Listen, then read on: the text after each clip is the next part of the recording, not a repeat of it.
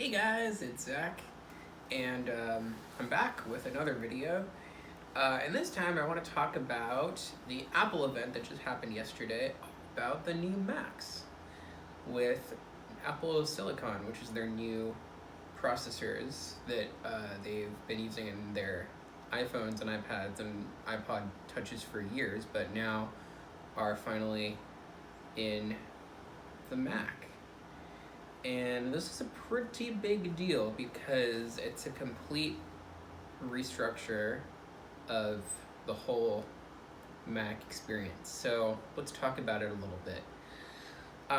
So the new Macs that have this chip, they've got a new MacBook Pro. They have a new Mac Mini, which I'm considering maybe picking up because my iMac is still working okay, but I think within the next year, they're gonna most likely stop supporting it. So I figure it's better to be ahead of that and jump on board. And plus, the new Mac Minis are much cheaper than an iMac. And I already have all of the peripherals I need from my iMac to actually use with the Mac Mini. So it's not a huge deal. And then we have a new MacBook Air.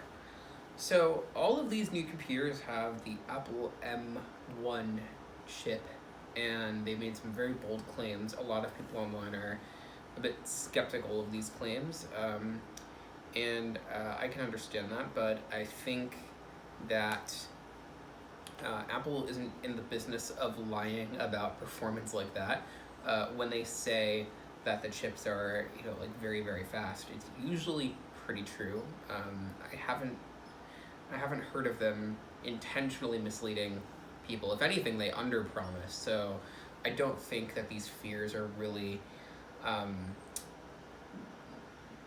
guess, based in reality, for lack of a better term. I don't think that people need to be worried about the performance. But again, we should wait and see to see really how these computers perform. But it's very interesting what they're claiming. They're claiming that it's faster than 98% of the top selling PCs that have been sold throughout the year. And a lot of people are like, well, what does that mean exactly? And I do agree with that. I don't really think that such a general, I guess, metric is a good way to measure the performance of a computer like that when you're not really being specific. What PCs, with what processors, under what conditions. Yeah, I can understand that. So I think that's a bit of a general term. I don't really think that kind of info is very useful. They had a bunch of graphs that I guess were not very detailed. So we'll have to wait and see. But I don't think that the computers are going to perform worse than a PC would. I think maybe in some circumstances they might, but I think overall we have a lot of reasons to be very excited for this transition. I think it's only going to mean good things going forward. So let's talk about this a little more. So the Mac Mini starts at $699, which is down $100 from $799 where the previous one was. And the Mac Mini is basically a small computer. Not a lot of people know about it, it seems. I don't think a lot of people use Mac Minis. I've certainly never owned one, but I'm really thinking about it because it's very small. It has no display. You have to connect a monitor to it if you want to use a monitor. I wouldn't need that because I use VoiceOver, so you can actually use it without a monitor and save a ton of space and a bit of power as well. But it's a tower kind of design, so it's very small, and it has ports for your keyboard and your trackpad, although the trackpad and keyboard are wireless from Apple, so you don't really need to worry about that. And it's got lots of storage, lots of I/O, so USB-C, USB-A, I think an Ethernet as well, HDMI for the display, I believe in some other stuff. Headphone jack. So yeah, it's a nice computer. They actually mentioned Logic in the presentation. I'll get back to that in a second. But they were saying that this Mac Mini, this Mac Mini is great for doing music production and video editing because it has a lot of power, but because it doesn't come with any of the other peripherals, it's much cheaper than if you were to get, say, an iMac that was an all-in-one with the display, with the keyboard, with the trackpad, all that stuff, all baked into one unit. That's why it's so expensive, because they have that huge display that costs them, I guess, a lot of money to make and put all the components inside and make sure everything works together. So you're saving a lot of money because there's no display, and there's no keyboard, and there's no trackpad. You're just buying a shell, essentially, with all of the components inside and the OS and everything, but it's useless unless you have all that stuff. So this is a very interesting prospect, I think, for a lot of blind people, because if you want to get into this, and you don't need a laptop necessarily, and really there isn't much reason in my mind to be getting a laptop for music production right now, because the ports on there are USB-C. They don't have any USB-A. They're not going back to that anytime soon. And yeah, I can't see them doing that anyway. If you want USB-A, you have to get a dock or something. And so you can't plug in any of your MIDI keyboards or anything like that without extra dongles. But with this desktop, you can do that because it has USB-A. Now, it only has 2 ports, which could be a problem for some people, because if you need to get an audio interface, a MIDI keyboard, and, say, your phone to charge it, or maybe to use as a sound module, you're kind of stuck. You can't really do that unless you get a hub. But you can get a USB hub, so it's not a huge deal, and it's less of a big deal than a MacBook Pro, for example, where you have to get a few different dongles from Apple, or get some kind of dock from another company just to plug stuff in. USB-C is the future, but I still am of the opinion that it's simply not there yet. There aren't any MIDI keyboards I know of that use USB-C. Maybe there are some now, I don't know, but nothing in the professional space from what I can tell. Thunderbolt as well, as the USB-C ports support Thunderbolt as well. But on the Mac Mini, you get both. So you get USB-C and you get USB-A. And that's the same with the iMacs as well. So I think it's a really good prospect for blind people that need to do music production, and just to have a general, maybe, intro to the Mac way of doing things. I'm not really sure why it's not more popular. From what I can tell, it seems to be just as powerful as, say, like an iMac. Maybe a little less, I don't know. I'd have to really do a bit more research on it, but especially with this chip inside, you don't have to worry about choosing, like, Core i7 or Core i9 Intel, like, you can just go with whatever Apple puts in, and you know that it's optimized and it works well. And I know some people don't like that.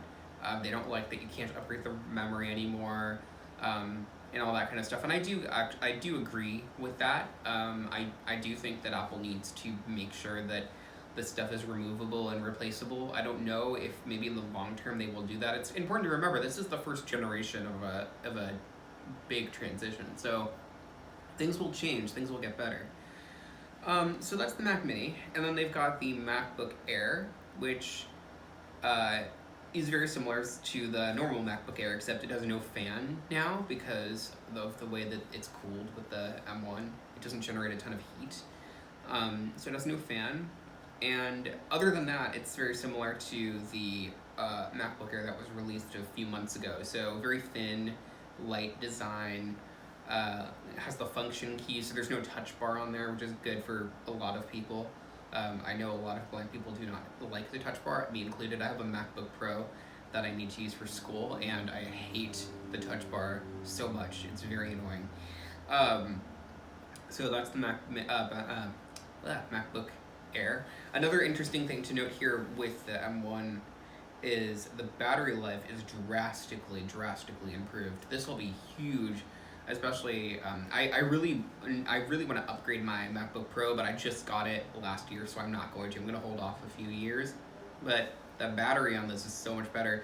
They're saying for the MacBook Air, up to 15 hours of web browsing and up to 18 hours of video playback, which is essentially the same as you get in the iPhone 12. So that's It's close to iPhone 12 anyway, so that's pretty impressive.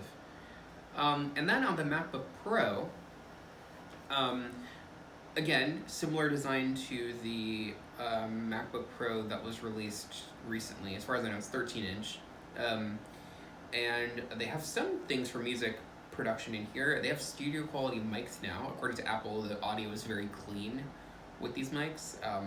That remains to be seen, but I have heard a demo of the 16-inch MacBook Pro mics, which are studio quality, and they sound very good, so that's exciting.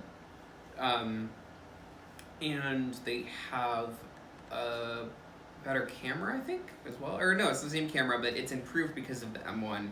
They have some new image processing that makes the pictures look better. And this one does have a fan, but it's though it's cool. Or sorry, I don't know if it does. It may not have a fan, but it's like actively cooled somehow. I'm not entirely sure. That wasn't too super clear. I think it still has a fan of some sort, but it probably generates less heat because of the processor. That's the thing with these MacBook Pros that have come out recently. Mine gets very hot, especially when I'm on a Zoom call and I'm on there for a long time. It will just go crazy with the fans. The fans will spin up. I've had it shut down like multiple times over the past couple of months because it's gotten too hot, I'm assuming.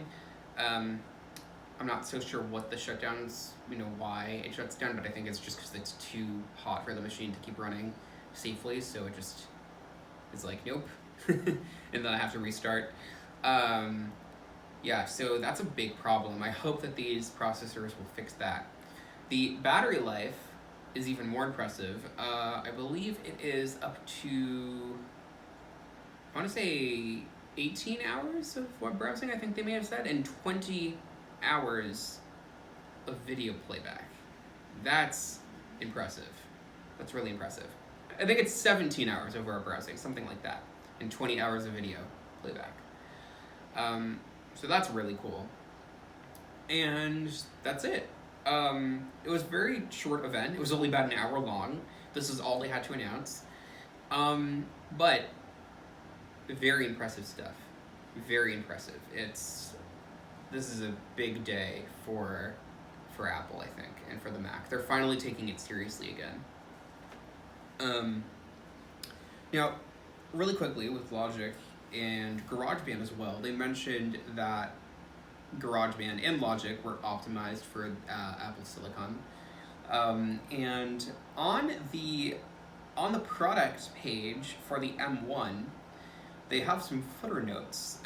And I don't know if they were intending to release this. I am assuming they were, but it looks like within the next day or so, look out for another video because Logic 10.6 is coming soon. If these notes are indeed accurate, which it seems like they are. This is quite surprising because I don't know if anyone else feels this way, but I feel like 10.5 just came out like a month ago, but it really came out in early May, and now we're in November, so like 5 months or so, and 10.6 is already here. Like, what are they gonna add, I wonder?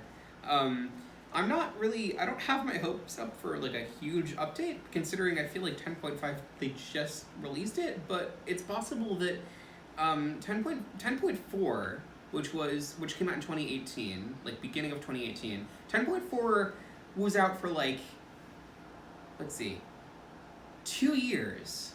Yeah, over 2 years, and before 10.5 came out. So I think what ended up happening in that time was Apple, I think, was going under a transition, because I know they had a new, I believe it's the manager of the Logic team come in. His name's Dave, and he actually, I mentioned him before, he posted to AppleViz a few months ago when 10.5 came out looking for accessibility feedback, and a lot of people left comments with suggestions. They basically took all of my suggestions that I was going to send his way, so I didn't really feel like I needed to send anything along, but because they took most of them, and they were like, yeah, here's a huge list of bugs that should be fixed.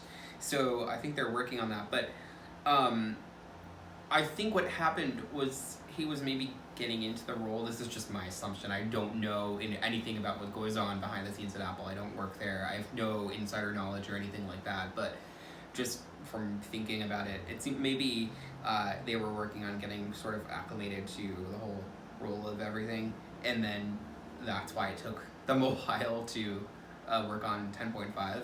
But what's possible is now we're moving to a more rapid update schedule of major versions coming out every 6 months. That's great. I don't know how I feel about that from a just learning everything perspective, because I just got to grips with all the stuff that's in 10.5, almost all of it. I just got to grips with it recently. So this is like a whole new batch of things I have to learn, and it's exciting. It's great. That's really awesome, but it's interesting that it's so soon. But I think because we didn't have a major update for such a long time, going back to some sort of regular schedule maybe is a bit weird, because it used to be that major versions of Logic were released it depended, usually every year, but it could also be like every 6 months. Like, for example, when 10.2 came out and Alchemy was introduced, that was August of 2015. Then 2016, Logic, actually, to think about this now. No, actually, I'm sorry. So 10.2 came out in 2015, and then 2016 had 10.2.1, I believe, or 10.2.2. I think it was 10.2.1, but that did have some new things. And then 10.3 came out in 2017, and then 10.4 was 2018. But actually, I'm sorry, no. Well, I actually got that reversed. So 10.2 came out in August of 2015, but 10.1, which was the first major update to Logic 10, came out in January of 2015. So they've done this before, in a way, because January and then late January, so really almost February, so kind of 7 or 8 months later, 10.2 came out. So they have done this before. I was thinking about this yesterday, and I was thinking, was this a pattern that happened before, or is this something new that they release it this soon out? But yeah, this has happened before, so it's not unprecedented. It's exciting for sure. It's interesting that we get a major update in November, because usually those come in January around the NAMM show, but I think maybe, I don't know if that's been canceled this year because of COVID, or next year rather, because 2021. But it's interesting. We'll see what happens. We'll see what they include. But that should be coming out tomorrow, because Big Sur, which is macOS 11, we're finally up to macOS 11. macOS 10 is going away. RIP, I'm gonna miss it. So macOS 11 is coming out tomorrow, and it's probably scheduled to coincide with that. And that's the first time, at least in a while, I don't know if this has happened with Logic 9, but Logic 10, I don't believe this has ever happened before, where we get a major new update, like a point release with a major macOS update. That's super interesting. So it really remains to be seen what they're going to add in this update. But it's exciting stuff, for sure. And then also I saw a tweet on Twitter today from this guy called Patrick. He has a YouTube channel called the Garageband Guide, where he talks about GarageBand for macOS and iOS as well. I do follow that because it sometimes will pertain to Logic, because when they release a GarageBand update, usually a Logic update will follow soon after. Although more in recently it's been the other way around, where Logic updates will come and then GarageBand will get the same features later. So it kind of flip-flops, it seems. But he was saying that there was also a new version of GarageBand previewed at the event. So what could happen, and I don't believe this has ever happened before, is we get a new major GarageBand update, because GarageBand, I guess, has not been updated in over a year. I don't know, I don't use it, so I'm not 100% sure, but that's what it seems like from my cursory research a while ago. And then Logic, again, was only updated about 5 months ago, but I think the case could also be made that because the last Logic update was really just, and I went back and looked at the release notes to make sure that I had this right, but it looks like the last Logic update didn't really have a ton that was like unique to Logic. All they were really doing was putting features that were in GarageBand for iOS into Logic after like 3 years. So it's possible during that time they figured, okay, so let's just make this small-ish sort of update that has like the features from iOS, and then we'll make another one later that has some new stuff that's specific to Logic Pro. That could very well be the case, and that would actually make a lot of sense. It creates less work for them because they already have the code all there from iOS, and they can just port it over and do a few tweaks and add a few things, and then they can maybe at the same time even work on a completely separate list of stuff only for Logic. So like maybe you plug in some thinking and use sounds. We'll have to see. Again, this could just be really disappointing, and all that's there is some bug fixes and Apple Silicon support, but I think it's going to be more than that. We'll have to wait and see. It's also possible that this isn't coming out at all and it was just an error on their part, but I don't think that's the case. They're usually pretty good about making sure that stuff is accurate, so we'll have to wait and see. So look forward to that. That will come within the next couple of days. Tomorrow, I'm just gonna kind of install everything and get everything set up. So probably by Friday will be the new video with Logic and Big Sur, and we'll kind of review that and see what's new. But I will be getting that out very soon. So there you go. That's the Apple event. That's the Logic update, and maybe GarageBand update. We'll see. And stay tuned because there's a lot of cool stuff coming very soon. So until then, I will see you guys next time.